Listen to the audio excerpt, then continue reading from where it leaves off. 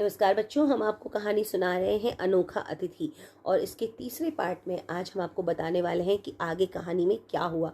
आपने देखा कि जो कुत्ता था, गली का आवारा कुत्ता, वो लेखक का मेहमान बन गया है। लेखक उसे मेहमान समझता है, अपने घर में आने का निमंत्रण देता है, उसे भोजन करने के लिए कहता है।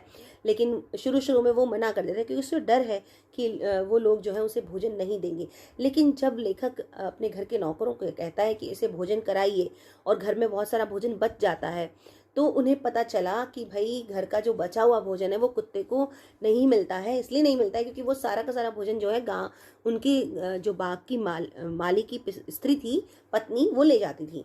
और ये बात नौकरों को पता थी, लेकिन कोई कुछ उसे कहता नहीं था। तो इस तरह से लेखक रोज उस अपने अतिथि को आमंत्रित करते भोजन के लिए, लेकिन उसे भोजन मिलता ही नहीं था। तो फिर क्या हुआ कि जब अगले दिन वो फिर अपने अतिथि के साथ घूमने निकलते हैं तो उससे पूछते हैं कि भाई मांस कैसा पका, यानी कि कल का भोजन तुम्हें कैसा लगा। और इस बात पर जो है वो पूंछ हिला करके जवाब दे देता कि उसे मांस बहुत अच्छा लगा।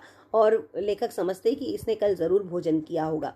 इस तरह से, लेकिन हकीकत ये थी कि उस कुत्ते को वहाँ से कुछ भी खाने को नहीं मिलता था, भोजन नहीं मिलता था, और वो सड़क पर बैठकर ही अपना समय व्यतीत करता था। कुछ दिन बाद क्या होता है कि लेखक की तबीयत खराब हो जाती है और वो 2-3 दिन तक जो है टहलने के लिए नहीं जाते हैं, घर से नीचे नहीं उतरते हैं। तो जो अतिथि था, यानी जो कुत्ता था, उसको चिंता होती है और एक दिन मौका पाकर वो चुपचाप ऊपर आ जाता है और आकर देखता है कि लेखक जो है पलंग पर लेटे हुए हैं। और उन्हें देखकर उसको थोड़ी तसल्ली होती है और लेखक बड़ी आत्मीयता से उससे पूछते हैं कि अंदर आ जाओ।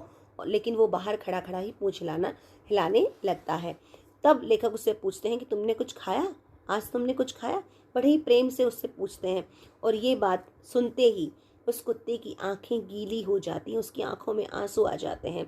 आंसू क्यों आए होंगे, ये इस बात का उत्तर, इस प्रश्न का उत्तर आप मुझे कमेंट बॉक्स में लिखकर ज़रूर दीजिए कि उस कुत्ते की आंखों में ये बात सुनकर आंसू क्यों आए होंगे कि तूने आज कुछ खाया कि नहीं। और फिर लेखक को लगता है कि जैसे वो उसे कुछ बताना चाहता है, कोई ऐसा मैटर उसे बताना चाहता है जिसके बारे में लेखक को पता नहीं है।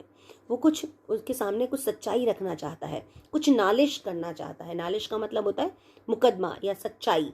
तो वो कुछ सच्चाई उसके सामने रखना चाहता है कि जो है मालिन, जो बाग के माली की स्त्री है, मालिन जो है, वो उसे मारकर भगा देती है। भोजन देना तो बहुत दूर की बात है। और इस तरह से उसे खाने का सामान या कुछ भी खाने के लिए नहीं मिलता। नौकर ने कहा मालिन सब उठाकर ले जाती है, यहाँ उसे वो कुछ छोड़कर नहीं जाती। ये सारा हंगामा सुनकर उनके मित्र जो है लेखक के, उनकी नींद टूट गई और वो आंखें मलते मलते जब वहाँ उनके पास आए तो मुस्कुराते बोले कि आपकी तो बात ही निराली है, आप तो बिल्कुल ही दुनिया में सबसे ही अलग हो। यहाँ तो आदमियों को खाने को नहीं मिलता, आप कुत्ते को अतिथि बना रहे हो, उसको खाना खिला रहे हो, बहुत कुछ। ये सुन करके सब चुप हो गए। संसार में किसका दावा किसके ऊपर जाकर पहुंचता है, ये मैं इन लोगों को कैसे समझाऊं। इसका मतलब है लेखक ये कहना चाहते हैं कि संसार में किसकी मदद कौन करेगा, ये ईश्वर तय करते हैं। भगवान अगर आपको किसी की मदद के लिए चुनते हैं, अगर आपको किसी की मदद करने के लिए निमित्त बनाते हैं, आपको माध्यम बनाते हैं, तो आपको उससे कभी भी पीछे नहीं हटना चाहिए। क्योंकि किसी की सहायता करना, किसी की मदद करना, चाहे फिर वो इंसान हो चाहे कोई जानवर हो, ये बहुत ही किस्मत की बात है। क्योंकि ईश्वर विशेष रूप से आपको उस व्यक्ति की, उस जानवर की मदद करने के लिए चुन रहे हैं, तो आप भगवान के प्रिय हो। इसलिए कभी भी किसी की मदद करने से पीछे नहीं हटना चाहिए। तो यहाँ पर ही लेखक ने ये बात समझाई है। उसके बाद वो कहते हैं कि जो भी हो, अतिथि को बुलाकर लाया जाए। और बरामदे में नीचे आंगन की धूल में वो परम शांति से वहां पर बैठ गया।